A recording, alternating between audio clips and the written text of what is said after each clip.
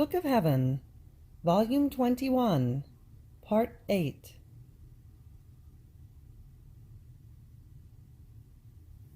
May 4th, 1927. How the soul who does the divine will is always heaven's, and how the divine will is never exhausted.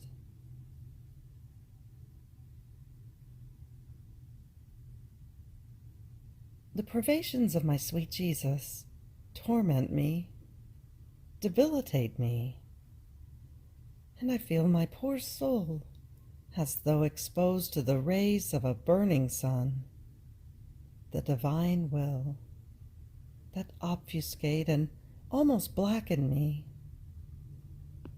But even though I feel myself charring, I am forced by a supreme force to remain fixed in these rays of the sun of the divine Fiat, without being able to move, without He who, watering me, would render these rays less burning, and would make a few blades of grass sprout within my bleeding heart.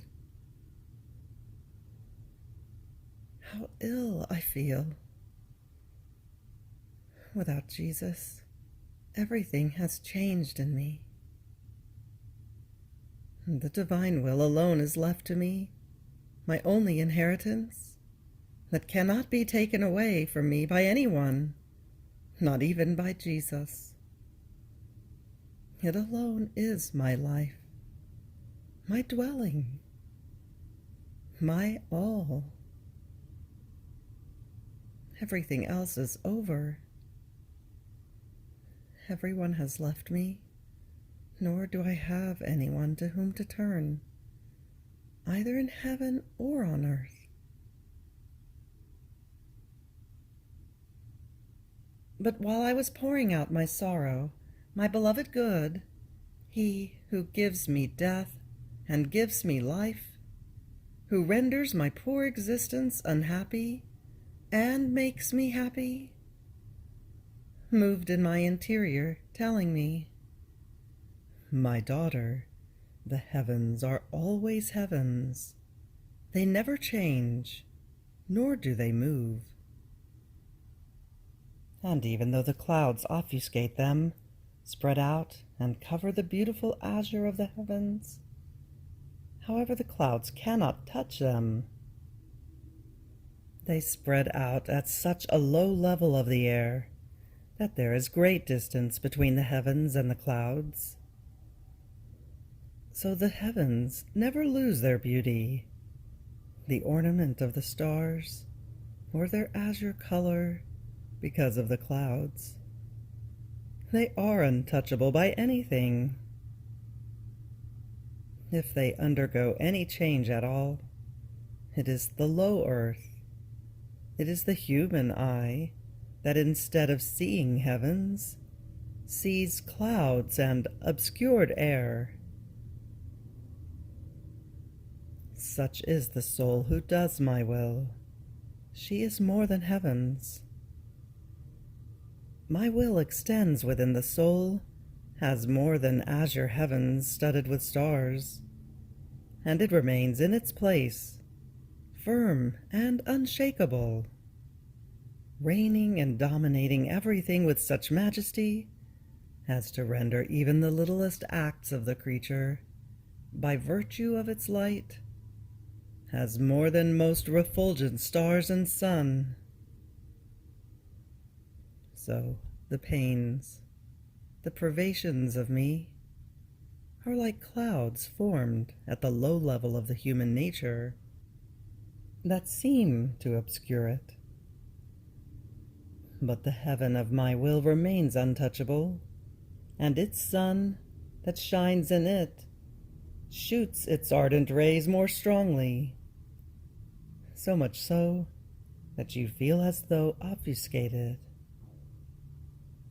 However, it is all superficial and at the low level of your human nature.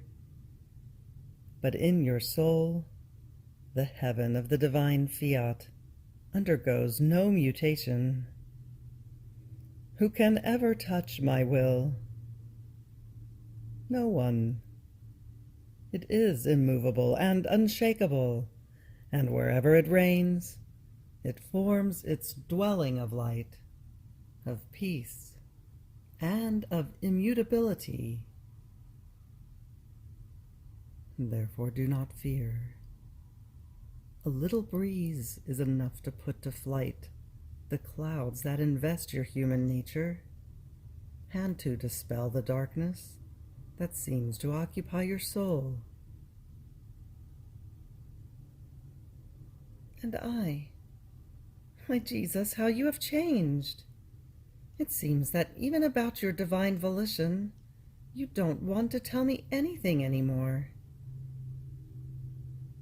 And Jesus added, My daughter, my will is never exhausted, and if I do not speak to you about it, all created things will speak to you. Even the stones will turn into voice to speak to you. The heavens, the sun, the sea, in sum, all creation, have much to say about my eternal volition, because since they are filled with its life, they all have something to say about the life of my will that created things possess. Therefore, a little attention that you pay to one thing you look at, or to one thing you touch, and you will hear new lessons about my will.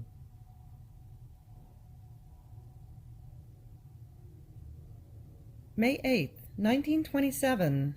How the divine will is immense, and everything it does carries the mark of immensity.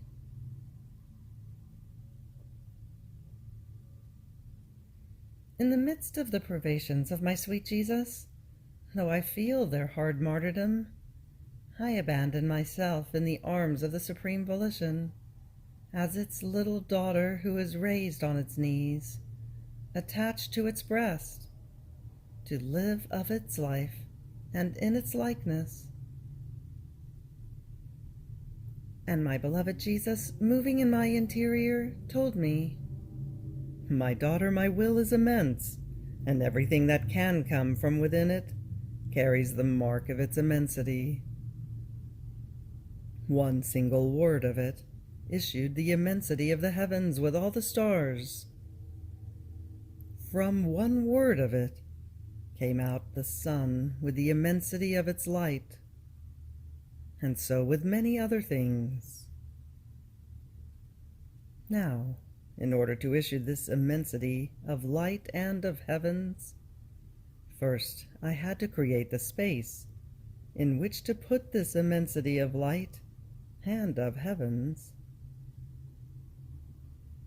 Now, wherever my will wants to speak, first it looks to see whether there is the space in which to put the great gift of its word, that may be another heaven, a sun, a sea even greater.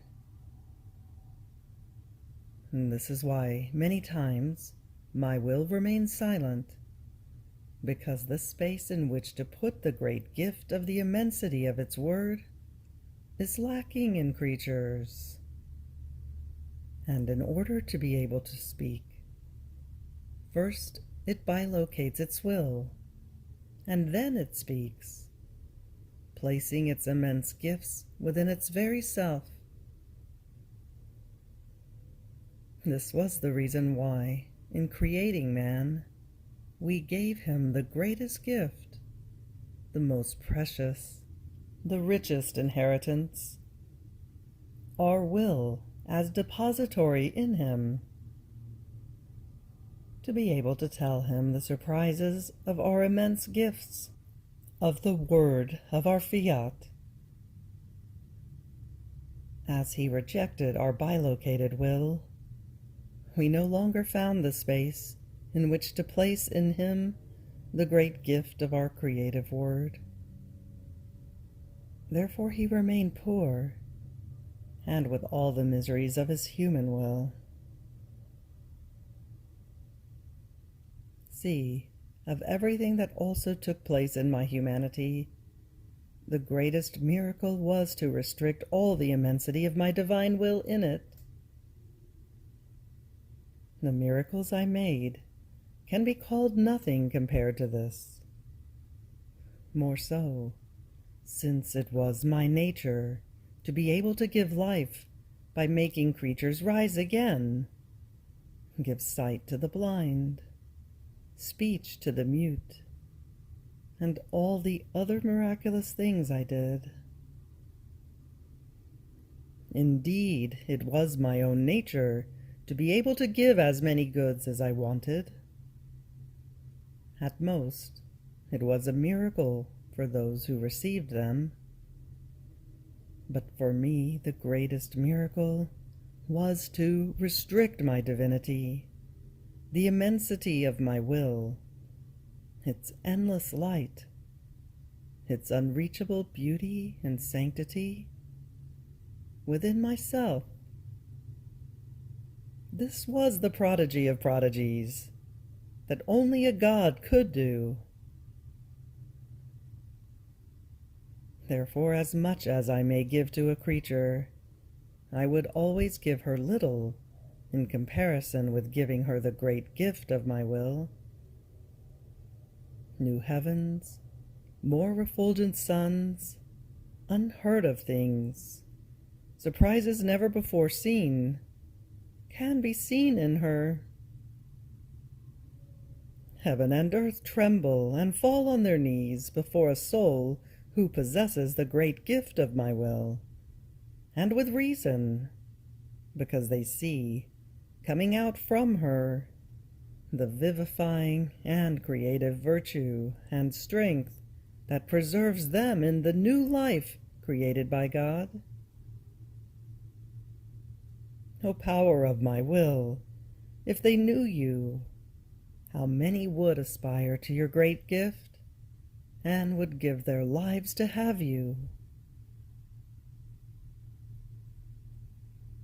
After this I continued my acts in the divine will, and my sweet Jesus added, "My daughter, one who lives in my will, has within herself this divine will dominating and reigning.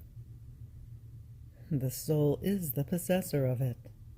She holds it in her power, and while she possesses the divine will, holding its strength, its sanctity, its light, its goods in her power, the divine will possesses the soul, and by holding her in its power, human weaknesses, passions, miseries, and the human will are kept under the unshakable power and the sanctity of the supreme will. And before this power, they feel themselves lose life. So weakness feels conquered by the irresistible strength of the divine fiat. Darkness feels conquered by light. Miseries by its infinite riches. Passions by its virtues. The human will by the divine. What difference between one who lives in my will and one who only does my will? The first one possesses it and has it at her disposal. The second is submitted to it and receives it according to her dispositions. And between possessing it and receiving it, there is as much distance as between heaven and earth. There is as much distance as between one who possesses immense riches and one who receives day by day what is of absolute necessity. Therefore, one who does my will and does not live in it is forced to feel weakness, passions, and all the rags and miseries that are the provision of the human will. Such was the state of Adam before he withdrew from the divine will. It was given to him by his Creator as the greatest gift, because it contained all goods as one. He possessed it, dominated it, and was ruler of this divine will, because God himself had given him the right to master it. Therefore he was master of the strength, of the light, of the sanctity, of the happiness of this eternal fiat. But when he withdrew from it, he lost possession and dominion, and reduced himself to receiving the effects of my will, according to his dispositions, rather than possessing them as his own. And one who finds himself in the condition of receiving is always poor. He is never rich, because a rich person possesses, does not receive, and is in the condition of being able to give part of his goods to others.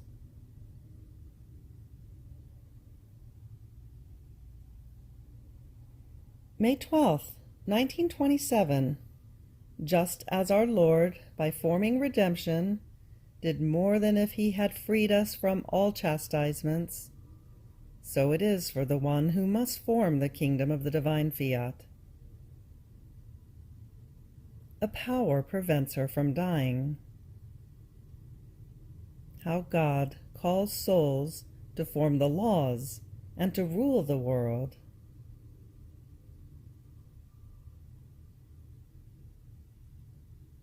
I was feeling oppressed, not only because of the privation of my sweet Jesus, but because of the continuous threats of grave chastisements, of nearing wars and revolutions with infernal methods, such as to be horrifying. Oh God, what pain to be forced by a supreme power to see these evils. The blindness of the leaders of nations who want the destruction of the peoples, and my impotence in being able to stand before divine justice with my pains, to make the peoples be spared so many evils. So I felt the weight of life, and I ardently longed for the celestial fatherland, since I could not arrest the course of so many evils with my pains. And my beloved Jesus, moving in my interior, told me, "My daughter, how do you think I would have done more if I had freed the peoples from the chastisements they deserved because of so many sins, or by having formed the redemption?" The chastisements were temporary pains. The redemption was an eternal good that never ends. Had I freed them from chastisements, I would not have opened heaven for them, nor given them the right to glory. On the other hand, by forming the redemption, I opened heaven for them, and I placed them on the way to the celestial fatherland, giving them the lost glory. When one must do a greater good, he must content himself with putting the minor good aside. More so, since the minor was to serve the balance of justice, and my humanity could not, nor did it want to oppose the divine balance. Furthermore, the chastisements were to serve as a call for creatures, as speaking voice, as sentries, in order to shake them from the sleep of sin, as a spur in order to place them on the way, as light in order to lead them. Therefore they were also means in order to make them receive the goods of redemption, and I did not want to destroy these helps. And this is why, in spite of my coming upon earth, the peoples were not completely exempted from the chastisements they deserved. Now, my daughter, you think you would have done more had you freed the peoples from the chastisements so necessary in these times? And in seeing that this is not granted to you, life becomes bothersome for you, and you would want to come to the celestial fatherland? Poor daughter, you are such a child in the knowledge of the true goods, great, incalculable, and never-ending, and of the goods that are little and finite. Is it not greater to form the kingdom of my divine will in order to make it known, to prepare the way so as to let them enter into it, the light of its knowledges in order to lead them, to give happiness, the original state of their creation, back to creatures, to enrich them with all the goods that a divine will contains?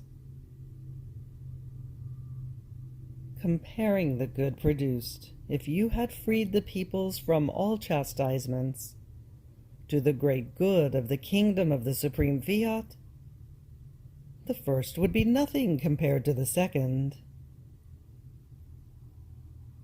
So you find yourself in my same condition, of having to content yourself with forming the kingdom of the divine will that is greater than anything,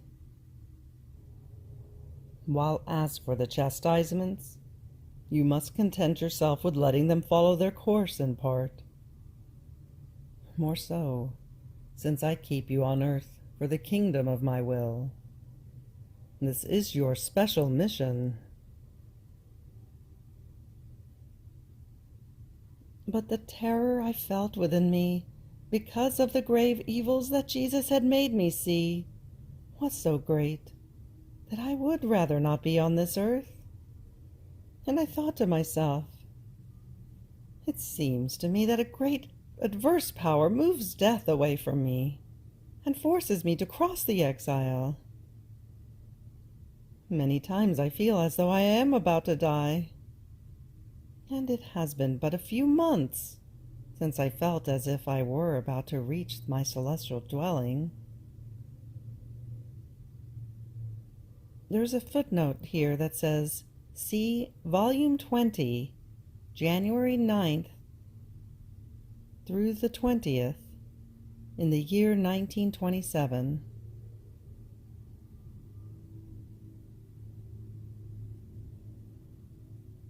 I begin again with Luisa's thoughts. I thought to myself, it seems to me that a great adverse power moves death away from me and forces me to cross the exile. Many times I feel as though I am about to die, and it has been but a few months since I felt as if I were about to reach my celestial dwelling. But nothing. Everything went up in smoke. This adverse power drives me back, and I remain in the miserable prison of my poor humanity.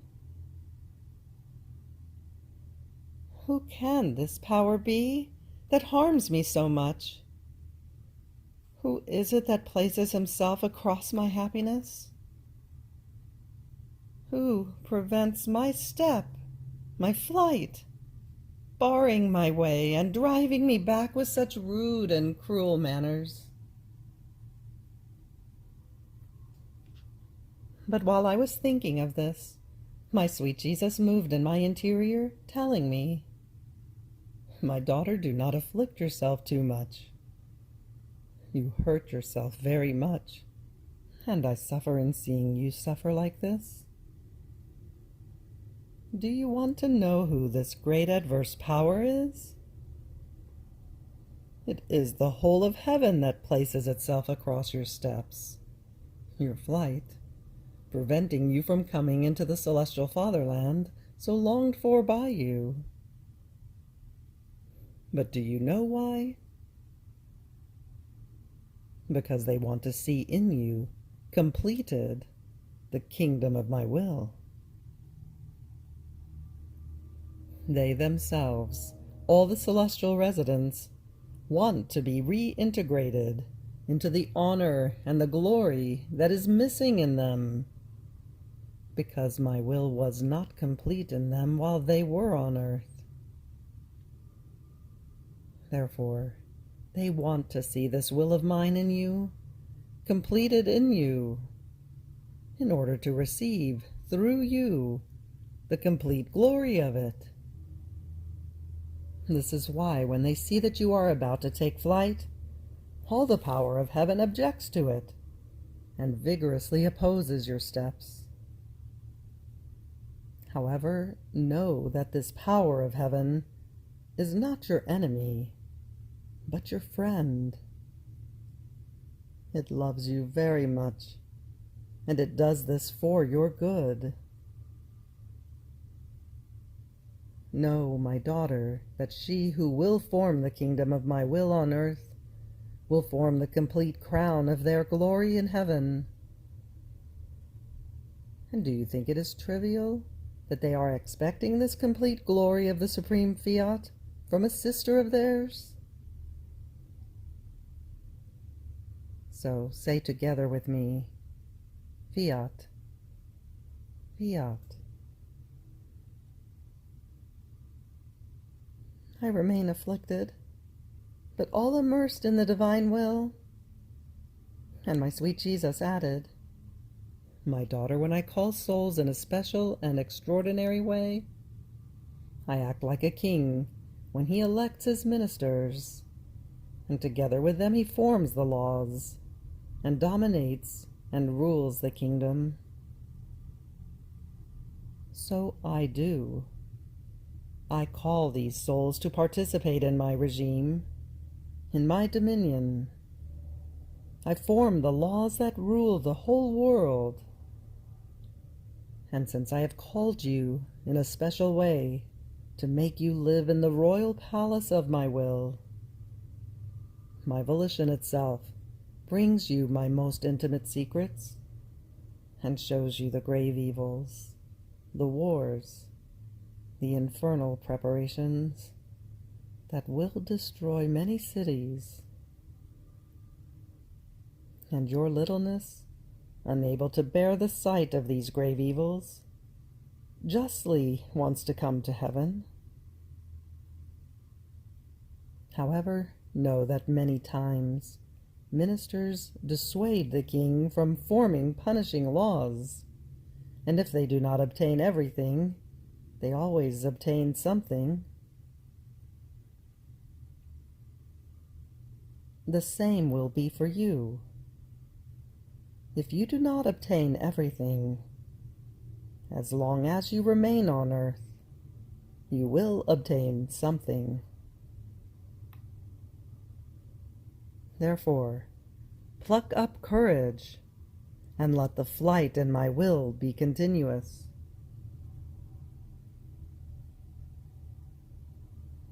You have reached the end of the Book of Heaven, Volume 21, Part 8. Fiat.